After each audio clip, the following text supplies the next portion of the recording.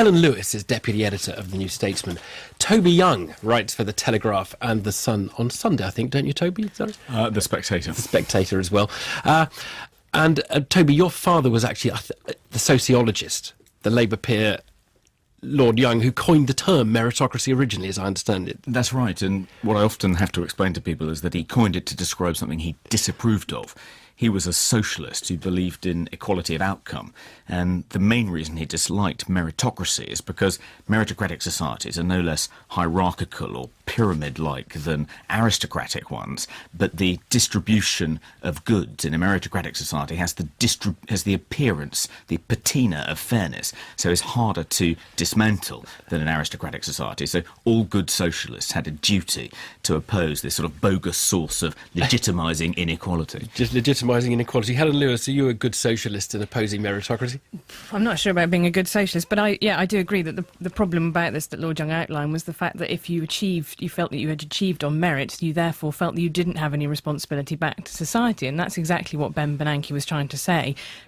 Effectively, pinko that he is, calling for a progressive tax system, saying that people to whom much has been given should give more back, which is, these people are not Randian supermen. They didn't achieve this all on their own. They owe a duty back to society. Yes, and I think Warren Buffett has put it quite well. If any of these top executives had been born in Bangladesh, they wouldn't be where they are today. I mean, the luck of the draw is enormous, isn't it? Yeah, I'm not sure he was calling for a progressive tax system. My reading of it is that he was asking them to do more for charity, to sort of justify their extraordinary privilege. Well, this week, bizarrely uneccentric billionaire Warren Buffett entered the fray. The billionaire says, while most Americans struggle to make ends meet, we mega-rich continue to get our extraordinary tax breaks. My friends and I have been coddled long enough. I pay a lower tax rate on much of my income than my cleaning lady does. Well, to be fair, Warren Buffett's cleaning lady is also a billionaire.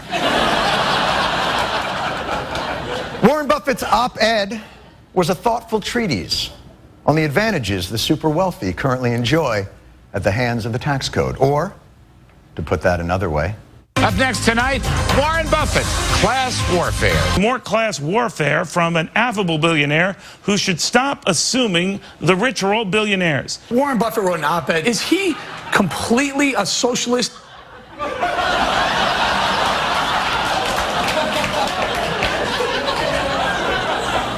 Is Warren Buffett a socialist? You really have no clue what socialism is, do you? And I think the problem with the argument, which is an argument originally made by John Rawls, which is that we don't deserve our natural abilities. So a society in which our status is determined by our natural abilities is no fairer than one in which we inherit them. I think that's a reasonable argument, but I don't think it follows from that people who do accumulate massive wealth as a result of their merits more than anything else don't deserve that wealth, because the issue isn't whether they deserve them, it's whether they have a greater claim on them than the state. But just bringing this down a little, I mean, there's nothing more arrogant than people who think that somehow they've done it all on their own because it's a meritocratic society. There's a fantastic speech by Elizabeth Warren, who is now the senator for Massachusetts, about this idea that you didn't know, no one got rich on their own. You took your goods to market on roads that we all built. You had workers employed at universities that we all paid for.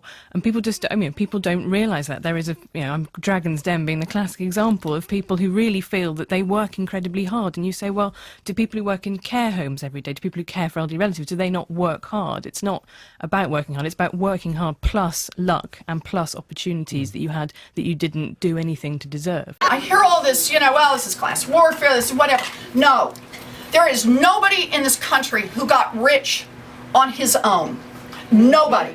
You built a factory out there, good for you, but I want to be clear, you moved your goods to market on the roads the rest of us paid for. Yep. You hired workers, the rest of us paid to educate. You were safe in your factory because of police forces and fire forces that the rest of us paid for. You didn't have to worry that marauding bands would come and seize everything at your factory and hire someone to protect against this because of the work the rest of us did. Now look, You built a factory and it turned into something terrific or a great idea. God bless. Keep a big hunk of it. But part of the underlying social contract is you take a hunk of that and pay forward for the next kid who comes along. Clearly, the news called it progressive taxation, Helen, but actually it's about feeling that you have a responsibility to the rest of society, isn't it? Yes, and we know that fairer societies are happier, and we also know that Britain is rapidly becoming a more and more unequal society. The incomes of the top 0.1% are now 144 times those of the average, and that's grown from a multiple of about something like 20 it was in 1983. And we know that that's a problem because it knows that people, a vast majority of people, feel that they're being left behind, that there is an elite and they're not part of it. And Toby, do you disagree with the message that the most well endowed in terms of genetic inheritance or whatever are the ones who have most responsibility to everybody else? Well, I think it's not. I think that people who have these extraordinary God-given talents certainly have a duty to themselves and to society at large to exploit them. I don't think it follows from that they have a duty to turn over anything they don't need as a result of working hard to the state. But I do think that the main argument for meritocracy is that if you do have a society in which the most able rise to the top and are doing the top jobs, that's likely to be a more efficient society, which is the economy is likely to grow faster. Toby Young, Helen Lewis, thank you both. Now, do the public schools have a stranglehold on the upper echelons of British public life? And if so, how do you tackle the problem? Well, one Conservative MP wants at least a quarter of places to be reserved for non-fee paying pupils. It wouldn't be the first attempt to break the class divide in our schools. This is how a football match between Eton and a Durham miners team was reported in 1937. A team of unemployed miners from St Helens meets a party of boys from Eton College at soccer, played on a ground that has only been partially cleared of snow. The unemployed lads play regularly to keep themselves fit. Soon after the start, the home side get the upper hand, or rather the upper boot, and just before the interval they score the first goal.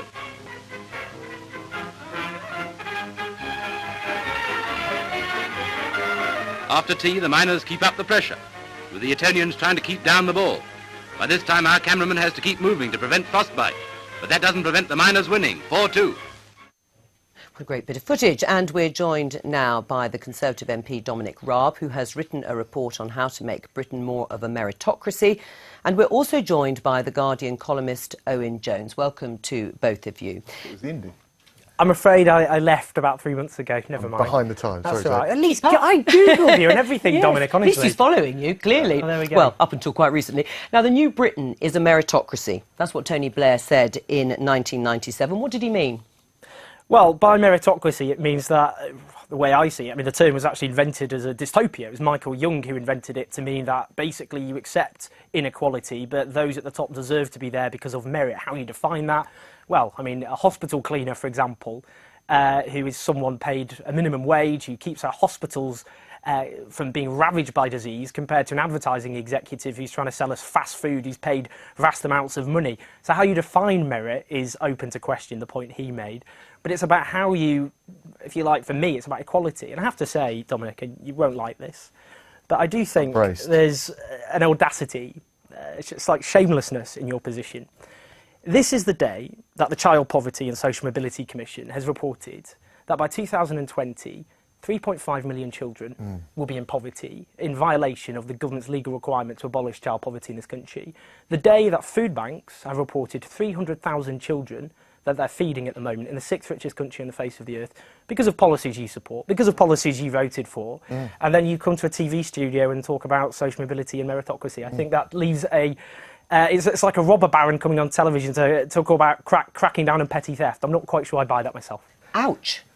Not really. It's the usual left-wing dogma we get these days. What, 300,000 children, is it? That's left-wing dogma, having to rely on charity. Can I respond? Let him respond. So look, there is a big issue with social mobility in this country. We know if we compare the post-war generation to now, your chances, if you come from a humble background, from modest means of making success of yourselves, are significantly less. Despite 13 years of Labour, all the evidence from the LSE shows it remains stalled.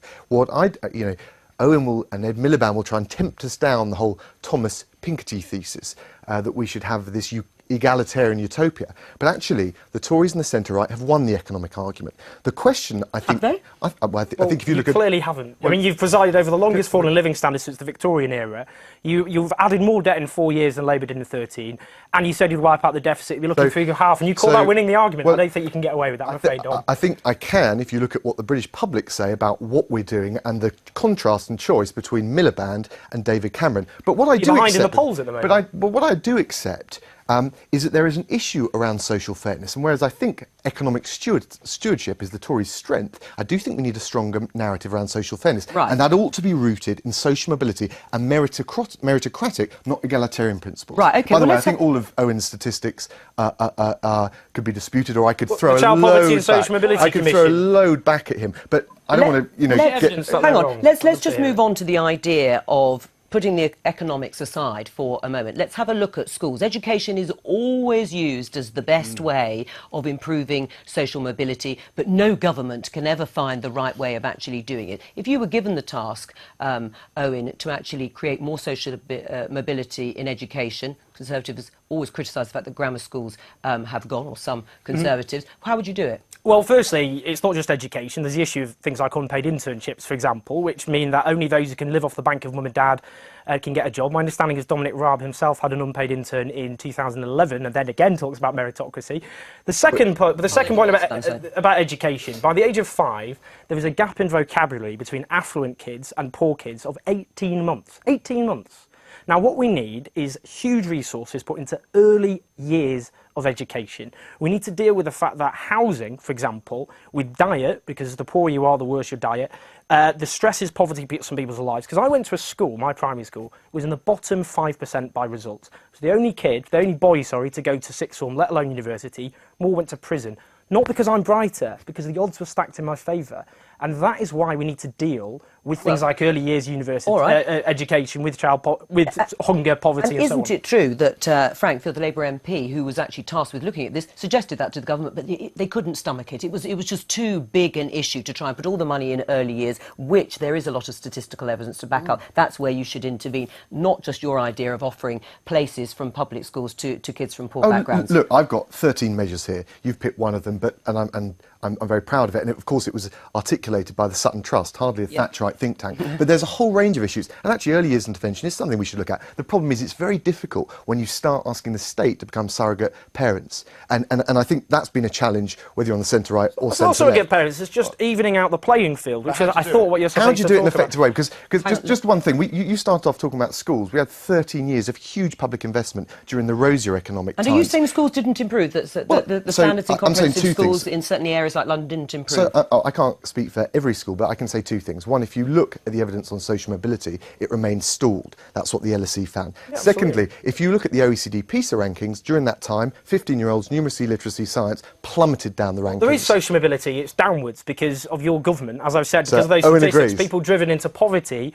and into actual hunger. You don't think Tony Blair or Gordon Brown fixed it either, do you? Absolutely not. Your government's making it a lot worse, though. So actually, and that's what the statistics show. What might be quite interesting is for Owen, rather than having cheap shots at internships... internships, do you think it's acceptable for you, let me answer the point as an MP, to have unpaid internships? Yes, and can I just explain, because there is, you picked up the French economist Thomas Piketty, or Piketty, you can never pronounce his name, actually says about entrenching wealth. I mean, isn't it true that actually, if you are the offspring of a family that has an expensive home in London or the South East, that actually you've got more chance of succeeding in wealth? But that's something that is beginning to happen now under the government. And I've got 13 concrete, tangible ideas, rather than waiting for some utopian tomorrow to deal with. But just on internships... Would you support abolishing them? Yes or no? No, and I'll tell you why. I pay my interns expenses so that they can commute back and forth. Having expenses is not nothing. I have no separate allowances for internships. So either what I would have to do is cut staff or cut their wages. Dominic, what you're doing is you're giving an advantage to people who can live off the bank of mum and dad. So should I fire one of the members of staff?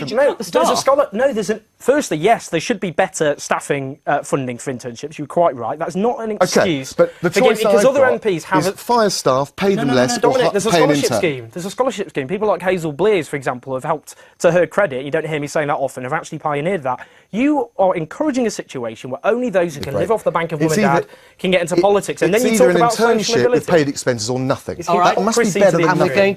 we're going to have to end